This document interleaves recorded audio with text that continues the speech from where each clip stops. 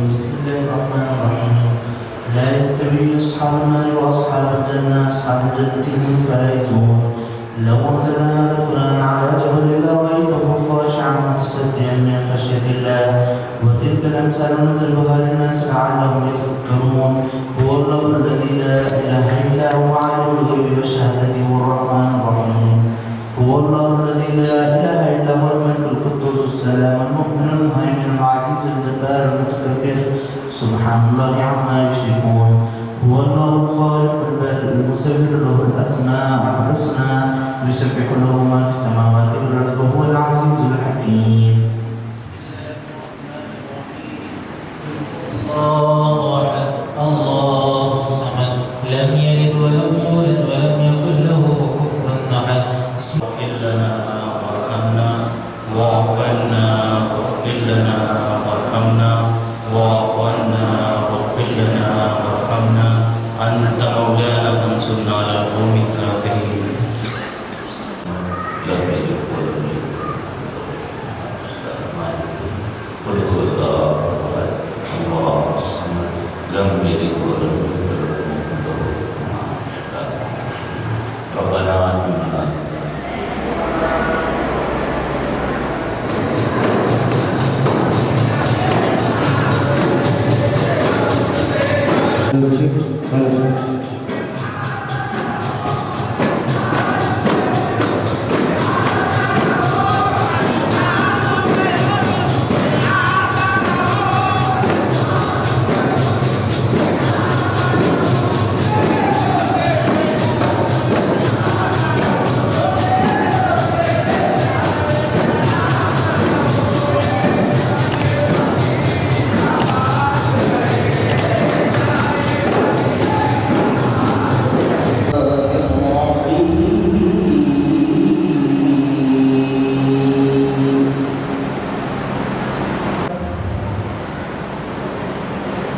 तस्कीन क़ल्ब व जान है दावत खतीब की, तस्कीन क़ल्ब व जान है दावत खतीब की, अल्लाह से जलाती है निस्बत खतीब की, अल्लाह से जलाती है निस्बत खतीब की।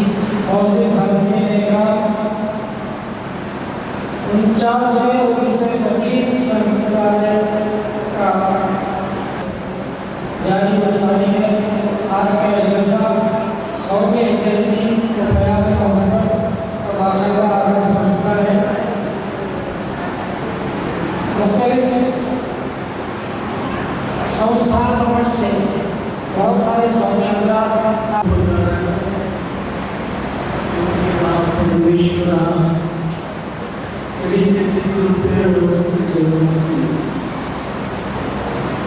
ಪಾಕಿಸ್ತಾನದ ಸ್ಮರಣೆ ಮಾಡಿ ಈ ನಾಲ್ವರ ದೈವ ಏನು ಉದ್ದೇಶದಲ್ಲಿ ದರ್ಗಾದ ಮೂಲ ಮಹಾ ಎಲ್ಲ ಸಾಹೇಬರ ಗದ್ದೆಯಲ್ಲಿ ಅನಂತ ನಮಸ್ಕಾರಗಳನ್ನು ಅರ್ಪಿಸಿ ಇವತ್ತಿನ ಸಭೆಗೆ ಸಂವಿಧಾನ ವಹಿಸಿರುವಂಥ ಸತ್ಯದ ಪೀಠಾಧಿಪತಿಗಳಾಗಿರುವಂಥ ಪೂಜ್ಯ ಸಾಹೇಬರಲ್ಲಿ ಅನಂತ ಶರಣಗಳನ್ನು ಹೇಳಿ ಚಿಗುಂಪಾದ ಪೂಜ್ಯ ಸಾಹೇಬರಲ್ಲಿ ನಂದೂರಿನ ಪೂಜ್ಯ ಮಹಾಸ್ವಾಮಿಗಳಲ್ಲಿ ಹೊಸಟಿಯ ಪೂಜ್ಯ ಮಹಾಸ್ವಾಮಿಗಳಲ್ಲಿ ಅನಂತ ಶರಣಗಳನ್ನು ಹೇಳಿ ಇನ್ನು ಸರ್ವಧರ್ಮ ಸಮ್ಮೇಳನದ ಈ ಕಾರ್ಯಕ್ರಮದಲ್ಲಿ ಭಾಗವಹಿಸಿರುವಂಥ ಕ್ರಿಸ್ತ ಧರ್ಮದ ಪಾತ್ರೆ ಉಭಯ ಪಾತ್ರೆಯವರಲ್ಲಿ ಪೂಜ್ಯನೀಯ ತಾಯಿಗಳವರಲ್ಲಿ ಇನ್ನುಳಿದ ವೇದಿಕೆ ಮೇಲೆ ಆಶೀರ್ವಾದಾಗಿರುವಂಥ ಎಲ್ಲ ಪೂಜ್ಯನೀಯ ಮಹಾದೇವರೇ ತಮಗೆಲ್ಲರಿಗೂ ಇಲ್ಲಿ ಮುಂದೆ ಕುಳಿತ ಈ ಪೂಜ್ಯ ಭಾವದಿಂದ ದರ್ಗಾಕ್ಕೆ ಬಂದಿರುವಂಥ ಎಲ್ಲ ಪೂಜ್ಯನೀಯ ಶರಣ ಶರಣೆಯಲ್ಲಿ ತಮಗೆಲ್ಲರಿಗೂ ಶರಣಾರ್ಥಗಳು. ಅಲ್ಲೂ ಹಿಂದೂ ಮುಸ್ಲಿಂ ಭಾವೈಕ್ಯತೆಯ ಧರ್ಮ ಅನ್ನೋದಾದರೆ ಸರ್ವಧರ್ಮ ಸಮ್ಮೇಳನ ಅನ್ನುವಂಥದ್ದು ಯಾವ ರೀತಿಯಾಗಿರುವಂಥದ್ದು ನೋಡಿಕೊಂಡಾಗ ಎಲ್ಲಿಯಾದರೂ ಇದೆಯೇ ಅಂತ ಕೇಳಿದ್ರೆ ಹಲಕಟ್ಟ ದರ್ಗಾದಲ್ಲಿ ನಡೀತದೆ ಸರ್ವಧರ್ಮ ಸಮ್ಮೇಳನ ಅನ್ನುವಂಥದ್ದು ಮೊನ್ನೆ ನಾವು ಶ್ರೀಶೈಲಕ್ಕೆ ಹೋಗಿ ಬರುವಾಗ ವೀರಭದ್ರೇಶ್ವರ ದೇವಸ್ಥಾನಕ್ಕೆ ಹೋಗಿ ದರ್ಶನ ಮಾಡಿಕೊಂಡು ನಂತರ ಮಠಕ್ಕೆ ಪೂಜ್ಯ ಸ್ವಾಮಿಗಳ ಹತ್ರ ಹೋದಾಗ ಅವರೆದುರು ಮಾತನಾಡಿದ್ದೀವಿ. ಮಾತನಾಡಿಕೊಂಡು ಇಲ್ಲಿ ಬರ್ಬೇಕಾದ್ರೆ ಸಾಯಂಕಾಲ ಇಲ್ಲ ಅಂತಂದು ನಾವು ಬಹುಶಃ ದೊಡ್ಡ ಅವರು ತಂದೆಯವರಿರುವಾಗ 2-3 ಸಲ ಬಂದಿದ್ದ ನಾನು. ಅವರು ನಮ್ಮನಾಗ ಪ್ರತಿ ವರ್ಷವೂ ಕೂಡ ಅವರು ಬರ್ತಾರೆ, ಶಿಷ್ಯರದಾರ ಬರ್ತಾರೆ. ಅವ್ರಿಗೆ ಬಂದಾಗ ಅವರು ಮಾಡುವಂಥ ಒಳ್ಳೆಯ ವಿಚಾರ, ಒಬ್ಬ ಸ್ವಾಮಿ, ಒಬ್ಬ ಸಂತ, ಒಬ್ಬ ಮಹಾತ್ಮ ಎದುರಿಗೆ ಬಂದಾಗ ಕಾಣುವಂಥ ನೋಡಿದ್ರೆ ದೊಡ್ಡ ಒಳ್ಳೆಯ ಅದನ್ನು ಬಸವಣ್ಣ ಹೇಳ್ತಾರೆ, ಮನುಷ್ಯ ಹ್ಯಾಂಗೆ ಬದುಕಬೇಕು ಅಂತಂದ್ರೆ ಬಾಗಿದ ತಲೆ ಮುಗಿದ ಕರವನ್ನ ಸುತ್ತುಡದ ಸಂಘ ಹೃದಯ ದೊಡ್ಡ ಗುಣ. ಅದಕ್ಕೆ ಅಂತ ಮಹತ್ತರವಾಗಿರುವಂಥ ಇಂಥ ತರನಾದ ಈ ಜಾತ್ರಾ ಮಹೋತ್ಸವದ ಯುಗದಲ್ಲಿ ನಮಗೂ ಕೂಡ ಭಾಗವಹಿಸಲಿಕ್ಕೆ ಅವರು ಅಪ್ಪಣೆ ಮಾಡಿದ್ರು. ಅವ್ರ ಪ್ರಕಾರ ನಾವು ಬಂದೀವಿ, ಪ್ರಸಾದ ಮಾಡ್ತೀವಿ, ಭಾಳ ಖುಷಿ. ಶಾಲೆ ಹಚ್ಚಿ ಅವ್ರ ಗೌರವ ಮಾಡುವಂಥದ್ದೇ ಒಂದು ಖುಷಿ. ಅಂತಹ ಒಂದು ಖುಷಿಯನ್ನ ನಾನು ಎಂದೂ ಬರೆಯಲಾರೆ. ಅದಕ್ಕೆ ಅಂಥವರ ಪ್ರೀತಿ, ಅಂಥವರ ಕಾಳಜಿ ನಮ್ಮಂಥ ಸಣ್ಣ ಸ್ವಾಮಿಗಳ ಮೇಲೆ ಅದಾದಂಥ ಹೆಮ್ಮೆಯ ವಿಷಯ. ಅದಕ್ಕೆ ತಮಗೆಲ್ಲರಿಗೂ ಒಳ್ಳೆಯದನ್ನಾಗಲಿ. ಅವರೆಲ್ಲ ಮಹಾತನಗಾದ ಮಹಾಪೂಜ್ಯರು ನಮಗೂ ನಿಮಗೆಲ್ಲ ಒಳ್ಳೆಯ ಆಶೀರ್ವಾದವನ್ನು ಮಾಡಲಿ ಅನ್ನುವಂಥದ್ದನ್ನು ಹೇಳ್ತಾ ನಮಗೇನು ಗೌರವ ಸನ್ಮಾನ ಮಾಡಿದರೆ ಅನಂತ ಧನ್ಯವಾದಗಳು ಹೇಳ್ತಾ ನನ್ನ ಮಾತುಗಳನ್ನು ಕೊಡ್ತೇನೆ. ನಮಸ್ಕಾರ.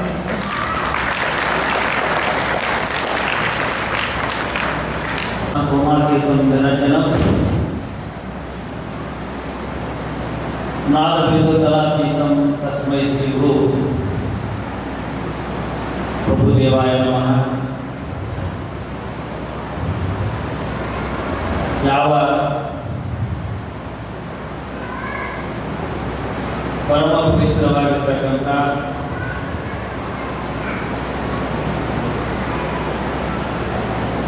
ಕಲ್ಕಟ್ಟಿಯ ದರ್ಗದ ಆಗಿ ಹೋಗಿರ್ತಕ್ಕಂಥ ಸಕಲ ಪೀಠಾಧಿಕಾರಿಗಳು ಅವರೆಲ್ಲರಲ್ಲೂ ಶರಣಾರ್ಥಿಯನ್ನು ಅರ್ಪಿಸಿ ಮತ್ತು ವಿಶೇಷವಾಗಿ ನಮ್ಮ ದರ್ಗಾದ ಸಾಹೇಬರು ಹಿಂದೂ ಮುಸ್ಲಿಮರ ಭಾವೈಕ್ಯತೆ ಒಂದಾಗಲು ಎಲ್ಲಿ ನೋಡಕ್ಕೆ ಸಿಗ್ತದಂದ್ರೆ ಹಲಕಟ್ಟಿಯ ದರ್ಗಾದಲ್ಲಿ ಸಿಗ್ತದೆ ಅನ್ನುವಂಥ ಮಾತು ಇವತ್ತು ಕಲಬುರಗಿ ಜಿಲ್ಲೆಯಲ್ಲಿ ಸಹಕಾರ ಮಾಡಿ ತೋರಿಸಿದ್ದಾರೆ ಅಂತ ನಮ್ಮ ಸಾಹೇಬರು ಸಜ್ಜಾದೇವರು ಅವರನ್ನು ನೋಡಿದ್ರೆ ನಮಗೆ ಬಸವಣ್ಣನ ನೆನಪಾಗ್ತದೆ. ಯಾಕಂದ್ರೆ ಸಕಲ ಜೀವಾತ್ಮರಲ್ಲಿ ಲೇಸಲು ಬಯಸುವವನೇ ಮನುಜ. ಸಕಲ ಜೀವಾತ್ಮರಲ್ಲಿ ಎಲ್ಲ ಜೀವಿಗಳಲ್ಲಿ ಒಳ್ಳೆಯದನ್ನು ಮಾಡುವವನೇ ಮನುಜ ಅನ್ನೋದನ್ನು ನಮ್ಮ ಸಾಹೇಬರು ತೋರಿಸ್ಕೊಟ್ಟಿದ್ದಾರೆ. ಇವತ್ತು ಈ ದರ್ಗಾಕ್ಕೆ ಜಾತ್ರೆಗೆ ನಾವು ಬರ್ತಾ ಇರೋದು ಎರಡನೇ ಸಲ. ಯಾಕಂದ್ರೆ ಈ ಭಾಗದಾಗ ಈ ದರ್ಗಾ ನೋಡಿದ್ರೆ ಒಂದು ಕಡೆಗೆ ಮುಸಲ್ಮಾನರಿಗೆ ಮಕ್ಕಾ ಮದೀನಾ ನೋಡಿದಾಗ ಆಗ್ತದೆ, ಹಿಂದೂಗಳಿಗೆ ಶ್ರೀಶೈಲ ನೋಡಿದಾಗ ಆಗ್ತದೆ. ಯಾಕಂದ್ರೆ ಹಿಂದೂ ಮುಸ್ಲಿಂ ಕ್ರಿಸ್ತ ಇಸಾಯಿ ಅನ್ನೋದು ಬೇರೆ ಅಲ್ಲ, ಎಲ್ಲರೂ ಒಂದೇ, ಒಬ್ಬನೇ ದೇವರು. ಇದನ್ನು ನಾವು ಅರ್ಥ ಮಾಡ್ಕೋಬೇಕಾಗುತ್ತೆ. ಜೀವನದಲ್ಲಿ ಏನನ್ನು ತಿಳಿದುಕೊಂಡು ನಾವು ಹೋಗೋದಿಲ್ಲ. जो तुमने कमाया है वो किसी ने खाएगा, काली हाथ से आया है काली हाथ से जाएगा. अस्थिरम जीवितम लोके अस्थिरे धन यौवने अस्थिर पुत्र धारश्च ಧರ್ಮ ಕೀರ್ತಿ ದಯವಿಸ್ತಿರಂ. ಧರ್ಮ ಅನ್ನೋದು ಏನಂತ ಕಲಿಸ್ತದಂದ್ರೆ ಜೀವನವೂ ಅಸ್ಥಿರವಾಗಿದೆ, ಶಾಶ್ವತ ಅಲ್ಲ. ಹೆಂಡತಿ ಮಕ್ಕಳು ಶಾಶ್ವತ ಅಲ್ಲ. ನಾವು ಮಾಡಿದಂಥ ಧರ್ಮ, ನಾವು ಮಾಡಿದಂಥ ಪುಣ್ಯದ ಕರ್ಮ ನಮ್ಮೊಂದಿಗೆ ಬರ್ತದೆ. ಅದನ್ನು ಕಲಿಸೋದಕ್ಕಾಗಿ ಈ ಜಾತ್ರೆ ಅಲ್ಲ. ಅವರನ್ನು ಪೂಜೆ ಯಾಕೆ ಮಾಡಕತ್ತೀವಿ ಅಂದ್ರೆ ಅವರು ಇದನ್ನ ನಮಗೆ ಕಲಿಸಿ ಹೋಗಿದ್ದಾರೆ. ಮನುಷ್ಯನ ಜೀವನ ಎದಕ್ಕಾಗಿ ಹುಟ್ಟಿ ಬಂದದ್ದು ಅರ್ಥ ಮಾಡ್ಕೊಂಡು ಪರೋಪಕಾರಾರ್ಥಂ ಇದಂ ಶರೀರಂ ಅಂತ ಬಸವಸ್ಕಾರ ಹೇಳ್ತಾರೆ. ಪರೋಪಕಾರಾರ್ಥಂ ಇದಂ ಶರೀರಂ ಪರೋಪಕಾರಾಯ ಫಲಂತಿವರ್ಚ ಪರೋಪಕಾರಾಯ ವರ್ತಿನತೆ ಪರೋಪಕಾರಾಯ ಧ್ವಂತಿನತೆ ಪರೋಪಕಾರಾರ್ಥಂ ಇದಂ ಶರೀರಂ.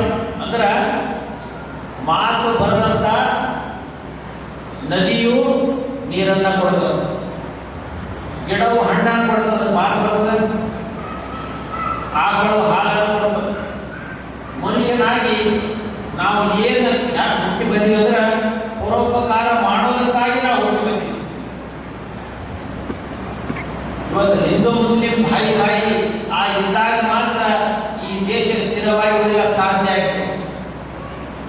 ಪ್ರೇಮವೇ ಪರಮಾತ್ಮನ ಪೂಜೆ, ಇದನ್ನು ನಾವು ಅರ್ಥ ಮಾಡ್ಕೋಬೇಕಾಗಿದೆ. ಒಂದು ವಿಚಾರವನ್ನು ಮಾಡಿ, ನಮ್ಮ ಹಿಂದೂ ಧರ್ಮದಲ್ಲಿ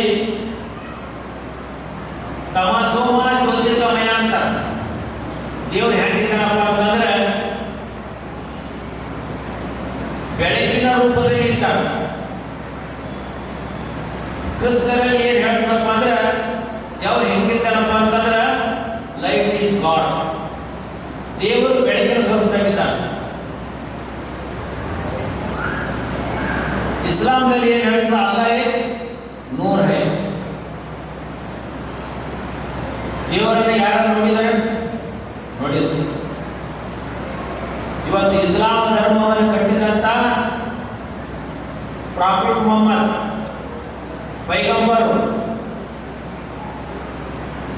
ಎಲ್ಲ ಕಡೆ ತರಗಾವ, ಎಲ್ಲ ಕಡೆ ಈ ಗುಡಿಗಳವ.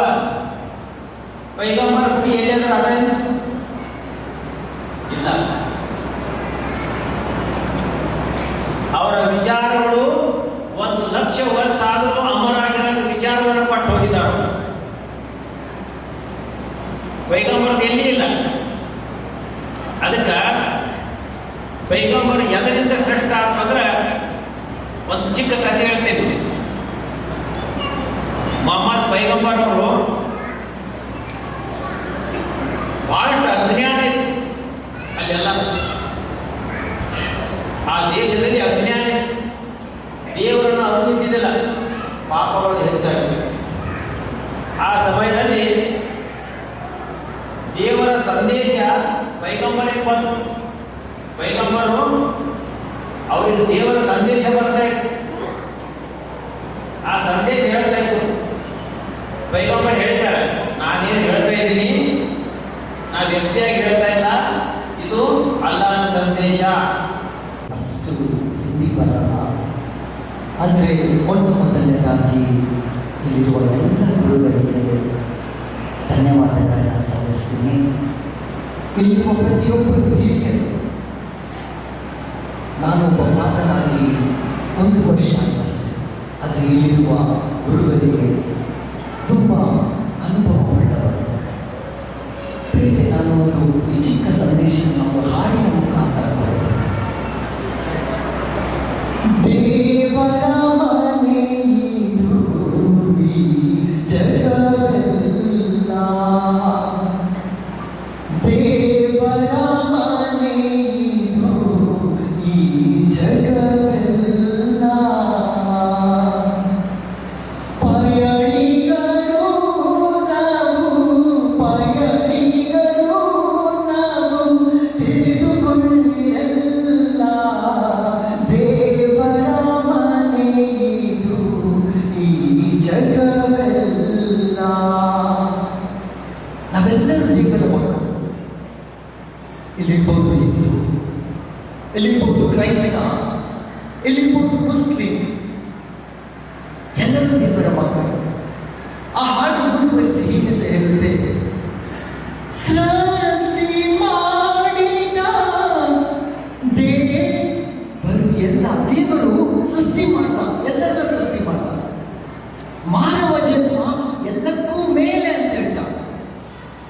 ಧರ್ಮ ಮೇಲೂ, ಕ್ರೈಸ್ತ ಧರ್ಮ ಮೇಲೂ, ಹಿಂದೂ ಧರ್ಮ ಮೇಲೂ, ಸಿಖ್ ಧರ್ಮ ಮೇಲೂ ಹೇಳಿಲ್ಲ. ಮಾನವ ಧರ್ಮ, ಮಾನವತ್ವ, ಪ್ರೀತಿ, ಶಾಂತಿ, ಸಮಾಧಾನ, ಸಹಬಾಳ್ವೆ, ಸಹೋದರತ್ವ, ಬಾಂಧವ್ಯ ಮೇಲೂ ಇಲ್ಲ. ಅದೇ ದೇವರು ಮುಂದುವರಿಸಿ ಹೀಗೆ ಹೇಳಿದ,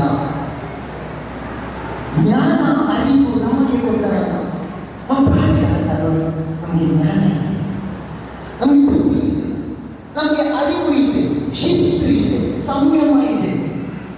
ನಮಗೆ ಪರನ ಗೌರವಿಸಲಿಕ್ಕೆ ಗೊತ್ತು, ನಮಗೆ ಪರನ ಪ್ರೀತಿಸಲಿಕ್ಕೆ ಗೊತ್ತು. ಅಮರ ಕೂನ್ ಏಕೀರಾಗಲಿ, ಅಮರ ಆತ್ಮ ಏಕೀಗೆ, ಅಮರ ಜಿಂದಗಿ ಏಕೀಗೆ. ಒಂದು ಇನ್ನೊಂದು ಜನ್ಮ ಇದೆ ನಮಗೆ ಗೊತ್ತಿಲ್ಲ, ಆದರೆ ನಮ್ಮ ಜನ್ಮ ಹೋಗುತ್ತೆ. ದೇವರ ವಾಕ್ಯ ಇಷ್ಟೇ ಇರುತ್ತೆ, ದೇವರ ನಂಬಿರಿ, ದೇವರ ನಂಬಿರಿ, ತೃಪ್ತಿ ಪಡೆದಿರಲ್ಲ. ದೇವರ ಮನೆಯಿದು ಈ ಜಗವೆಲ್ಲ.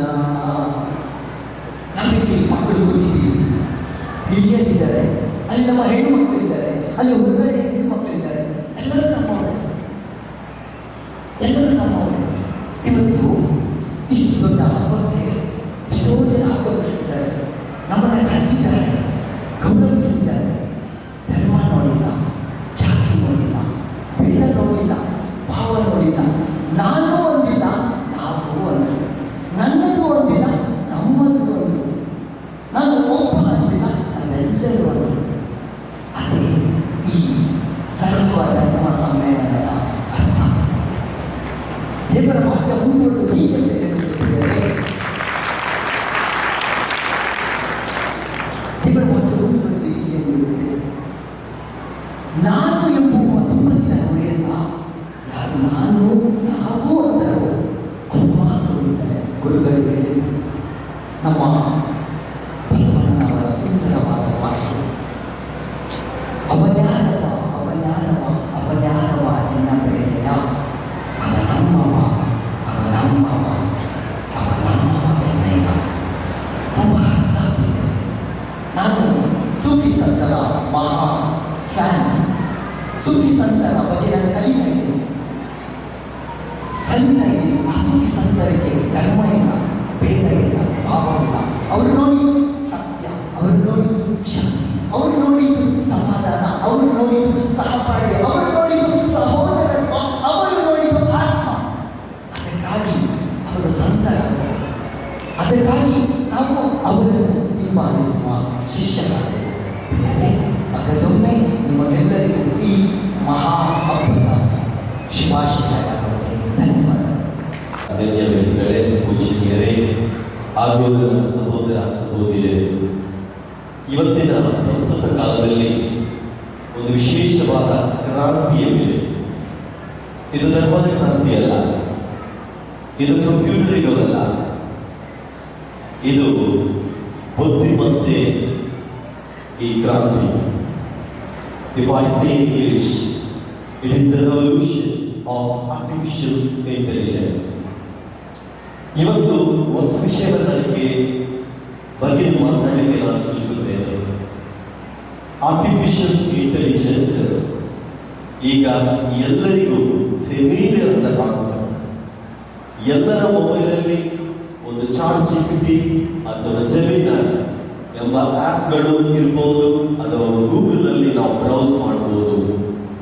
ನಮ್ಮ ಜೀವನದಲ್ಲಿ ಬೇಕಾಗಿರುವ ಪ್ರತಿಯೊಂದು ಉತ್ತರಗಳು ಅದು ಕೊಟ್ಟರೆ ಸಾಕು, ಅದು ನಮಗೆ ಉತ್ತರವನ್ನು ಕೊಡುತ್ತವೆ. ಒಂದು ಸಣ್ಣ ವಿಡಿಯೋವನ್ನು ನೋಡಿದೆ.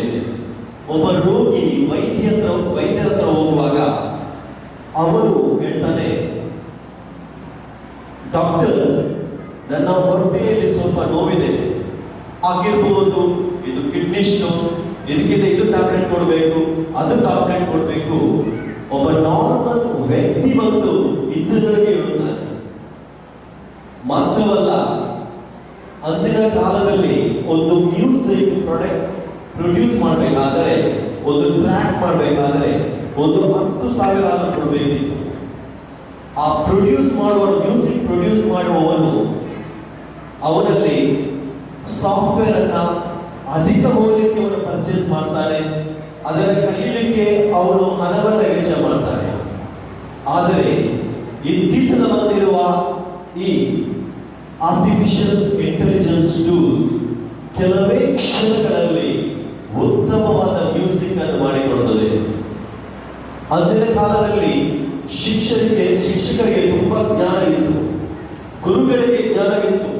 ಗುರುಗಳ ಹತ್ರ ಹೋಗ್ಬಿಡ್ತಿದ್ರು, ಓ ಈಸ್ ಅ ವೆರಿ ಇಂಟೆಲಿಜೆಂಟ್ ಗಾಯ್. ಯಾವ ಸಮಸ್ಯೆ ಇದ್ರು ಗುರುಗಳು ಒಂದು ಪರಿಹಾರ ಕೊಡ್ತಿದ್ರು. ಈಗ ಯಾರು ಕೇರ್ ಮಾಡಲ್ಲ. ಅವರ ಮೊಬೈಲಲ್ಲೇ ಕುಳಿತುಕೊಂಡು ಎಲ್ಲ ಉತ್ತರವನ್ನು ಅವರು ಪಡೆದುಕೊಳ್ಳುತ್ತಾರೆ.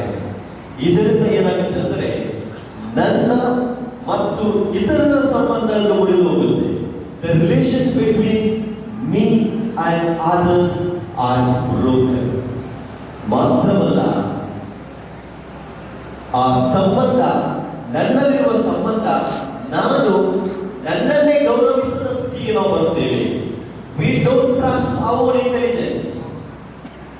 We don't consider that I am a strong person. We believe that the artificial intelligence will give me the answer.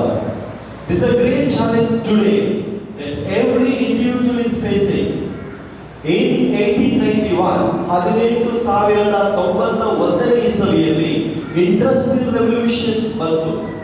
ಇಂತಹ ಸಮಯದಲ್ಲಿ ಅನೇಕರು ಯೋಚನೆ ಮಾಡಿದರು, ಈ ಇಂಡಸ್ಟ್ರಿಗಳು ಬೆಳೆಯುತ್ತಿರುವಾಗ ಅನೇಕರು ತಮ್ಮ ಕೆಲಸವನ್ನ ಅವರು ಕಳೆದುಕೊಳ್ಳುತ್ತಾರೆ. ಆದರೆ ಅನೇಕರ ಕೆಲಸಗಳು ಹೋದವು. ಮಾತ್ರವಲ್ಲ, ಈ ಇಂಡಸ್ಟ್ರಿಯಲ್ ರೆವಲ್ಯೂಷನ್ ನಮಗೆ ಒಂದು ಬುದ್ಧಿ ಹೇಳಿಕೊಟ್ಟಿದ್ದು, we have to work hard. ನಾವು ಕೆಲಸವನ್ನ ಮಾಡಬೇಕು. ಸಣ್ಣದಾಗಲಿ ದೊಡ್ಡದಾಗಲಿ ಆ ಕೆಲಸ ಯಾವುದು ನಾವು ಮಾಡ್ತೀವಿ ಅದನ್ನ ಗೌರವಿಸಿ ನಾವು ಮಾಡಬೇಕು. ಆರ್ಟಿಫಿಷಿಯಲ್ ಇಂಟೆಲಿಜೆನ್ಸ್ ಆ ಟೂಲ್ ಅನ್ನ ನಾವು ಮಾಸ್ಟರ್ ಅನ್ನಾಗಿ ನೋಡುವುದಲ್ಲ, ಬದಲಾಗಿ ಅದನ್ನು ಸೇವಕರನ್ನಾಗಿ ಮಾಡಬೇಕು.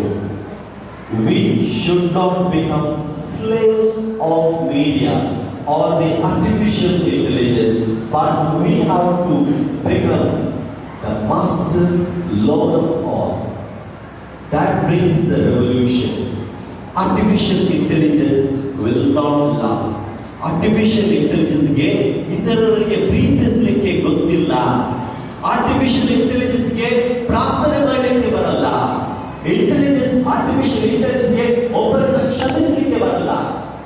ಬಟ್ ವಿ ಮಾನವರಾದ ಪ್ರತಿಯೊಬ್ಬರಿಗೆ ಯೋಚನೆ ಮಾಡಲಿಕ್ಕೆ ಆಗುತ್ತೆ, ಪ್ರಾರ್ಥನೆ ಮಾಡಲಿಕ್ಕೆ ಆಗುತ್ತೆ, ಇತರರನ್ನು ಕ್ಷಮಿಸಲಿಕ್ಕೆ ಆಗುತ್ತೆ. Today artificial intelligence, all of you must use it. ಎಲ್ಲರೂ ಆರ್ಟಿಫಿಷಿಯಲ್ ಇಂಟೆಲಿಜೆನ್ಸ್ ಅನ್ನ ನಾವು ಉಪಯೋಗಿಸಬೇಕು.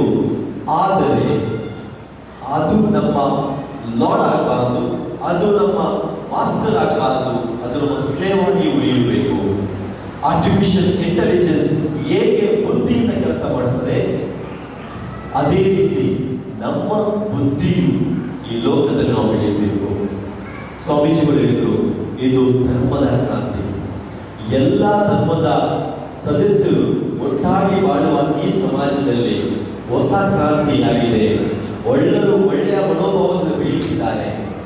ಬಟ್ ಈಗಾಗಿರುವ ಈ ಕ್ರಾಂತಿ ನಾವು ಇತರರನ್ನ ಫಾರ್ಗೆಟ್ ಮಾಡ್ತೀವಿ, ಬದಲಾಗಿ ಅದಕ್ಕಿಂತ ಜಾಸ್ತಿಯಾಗಿ ನಮ್ಮನ್ನೇ ನಾವು ಕೀಳಾಗಿ ನಾವು ನೋಡ್ಕೊಳ್ತೀವಿ. ಅದು ಬಂದಾಗ we don't respect ourselves. ಯೇಸು ಕ್ರಿಸ್ತನು ಹೇಳ್ತಾರೆ, ನೀನು ನಿನ್ನನ್ನೇ ಪ್ರೀತಿಸಿದಂತೆ ನೀನು ಇತರರನ್ನು ಪ್ರೀತಿಸು. ನಾನು ನನ್ನವನ್ನಾಗಿ ನಾನು ಯಾವಾಗ ಪ್ರೀತಿಸ್ತೀನಿ ಆವಾಗ ಇತರರಿಗೆ ಪ್ರೀತಿಸಲಿಕ್ಕೆ ಆಗುತ್ತೆ. ಒಂದಿನ ನಾನೊಂದು ಮನೆಗೆ ಊಟಕ್ಕೆ ಹೋದಾಗ ನಾನು ಸ್ವಲ್ಪ ಊಟ ಮಾಡಿದ್ದೆ. ಆಗ ಅವರು ಹೇಳಿದ್ರು, ಫಾದರ್, ಯಾರು ತಮ್ಮ ಹೊಟ್ಟೆಗೆ ಮೋಸ ಮಾಡ್ತಾರೆ, ಅಂದ್ರೆ ಊಟ ಮಾಡದೇ ಇರ್ತಾರೆ, ಅವನು ಇತರಿಗೂ ಕೂಡ ಮೋಸ ಮಾಡ್ತಾನೆ. ಯಾಕೆಂದ್ರೆ self respect is greater than all other respect, all other virtues. ನಾವು ನನ್ನನ್ನೇ ನಾನು ಪ್ರೀತಿಸಿದಾಗೆ ನಾನು ಇತರರನ್ನು ನಾವು ಪ್ರೀತಿಸಬೇಕು. ಆವಾಗ ಮಾತ್ರ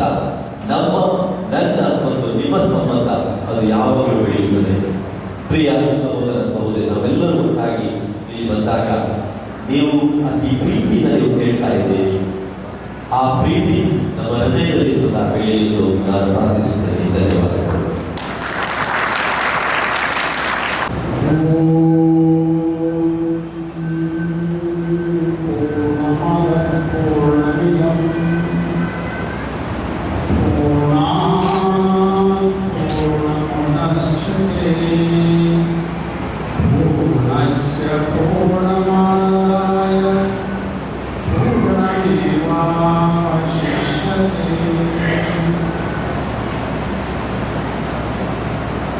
ಪರಮ ಪೂಜ್ಯ ಎನ್ನ ಆರಾಧ್ಯ ಗುರುಗಳ ದಿವ್ಯ ಪಾದಾರವಿಂದಕ್ಕೂ ಮರ್ಮ ಮಂದಿರದಲ್ಲಿ ಧ್ಯಾನಿಸುತ್ತಾ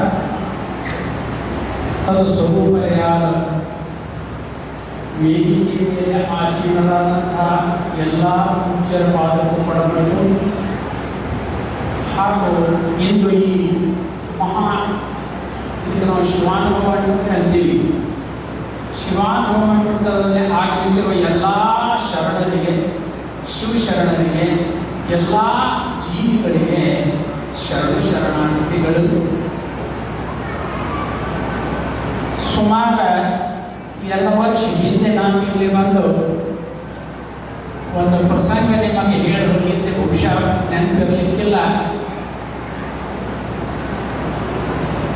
2 ವರ್ಷ ನನಗೆ ಕಾರಣಾಂತರದ ಬರೋದು ಆಗಲಿಲ್ಲ. ಅದಕ್ಕೆ ಅವೆಲ್ಲರೂ ಕ್ಷಮೆ ನೀಡ್ರಿ. ಈ ವರ್ಷ ಬಹಳ ಆಗ್ರಹದಿಂದ ಅಣ್ಣವ್ರು ಎಂಥವ್ರದಾರಂದ್ರೆ ಮೃದು ಹೃದಯದವರಲ್ಲ, ಬಹಳ ಕೋಮಲ ಹೃದಯ. ನಮ್ಮನ್ನು ಕಳ್ಳಿಕ್ಕೆ ನಂದೂರಿಗೆ ಬರುತ್ತೆ. ಅದು ಆಗಿಲ್ಲ, ಈಗಿಲ್ಲ. ರಾತ್ರಿ 12 ಆದರೂ ಸರಿ, ರಾತ್ರಿ 2 ಗಂಟೆ ಆದರೂ ಸರಿ ಬಂದು ನಮ್ಮ ಕಾರ್ಯಕ್ಕೆ ತಾವು ಬರಬೇಕು ಅಂತ ಬಿನ್ನಪಟ್ಟು ಹೋಗುವಂತ ಇಷ್ಟ ಆತ್ಮೀಯತೆ ಅವರು ಬೆಳೆಸ್ಕೊಂಡ.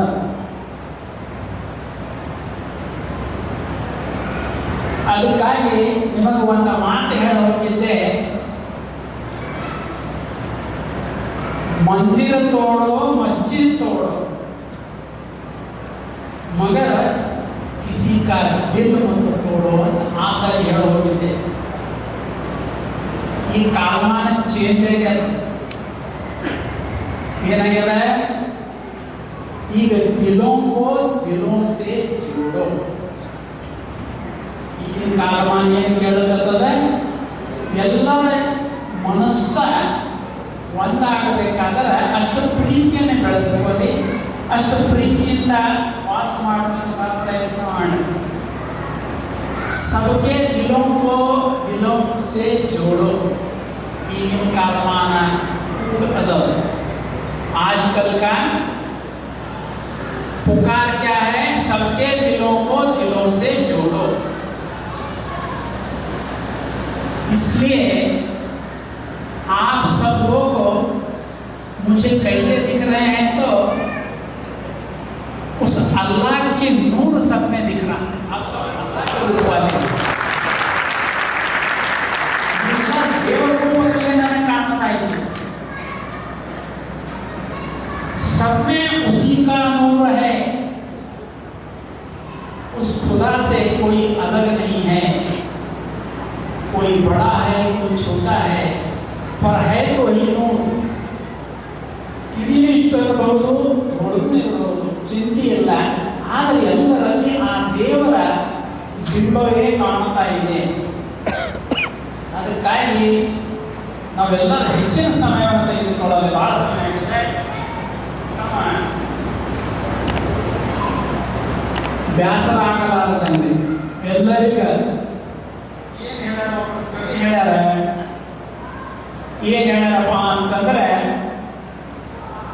ख्वाजा ने दरिया बनाया.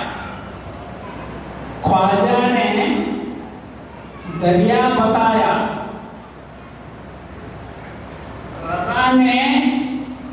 रजा ने तैरना सिखाया. ख्वाजा ने एरियत बताई,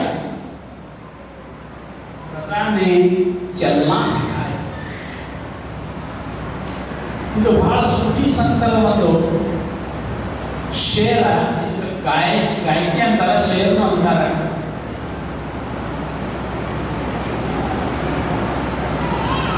उस ख्वाजा ने दरिया बताया, रजा ने तैरना सिखाया, ख्वाजा ने शरीयत बताई, रजा ने चलना सिखाया। इसलिए हम लोग उसने जो रास्ता बताया है उसी रास्ते पे चलना हम लोगों का काम है। काम ऐसा होना चाहिए कि सभी लोग उसको सही है, ये बात सही है, ये बात सही है, ऐसे सबके मुंह से निकलना चाहिए। वैसे काम हम करेंगे तो हम भी उस खुदा से बहुत दूर नहीं हैं, उस खुदा के पास। खुदा कहीं दूर नहीं है, खुदा आप में है। आप खुदा से दूर नहीं हैं, अलग नहीं हैं। इसलिए आप मैं खुदा हूं ऐसा समझकर घमंड में मत रहिए। ದಾಸೋಹಂ ಅವನ ಆಳನಾಗಿದ್ದೀನಿ, ಅವನ ಸೇವಕನಾಗಿದ್ದೀನಿ, ಅವನಿಗಾಗಿ ದುಡಿಯೋನಾಗಿದ್ದೀನಿ ಅನ್ನುವಂಥ ಭಾವನೆ ನಮ್ಮಲ್ಲಿ ಬಂದರೆ ಅದೇ ಸ್ವರ್ಗ, ಅದೇ ಕೈಲಾಸ, ಅದೇ ಜನ್ನತ ಅಂತ. ಅದಕ್ಕಾಗಿ ನಾವೆಲ್ಲರೂ ಒಮ್ಮನಸ್ಸಿನಿಂದ सबको दिलों से जोड़ो। आज की बात आप याद रखेंगे, फिर कभी ऊपर वाले ने हमारी देह आरोग्य ಒಳ್ಳೆ ಆಯುಷ್ ಆರೋಗ್ಯ ಕೊಟ್ಟರೆ ಮತ್ತೆ ಭೇಟಿಯಾಗೋಣ. ನನ್ನ 4 ತೊಗಲನ್ನು 7 ಶ್ರೀಗಳ ಶ್ರೀ ಚರಣಕ್ಕೆ ಅರ್ಪಿಸಿ ನನ್ನ ಕಾರ್ಯವು ಮುಕ್ತಾಯ ಮಾಡ್ತಾ ಇದ್ದೇನೆ.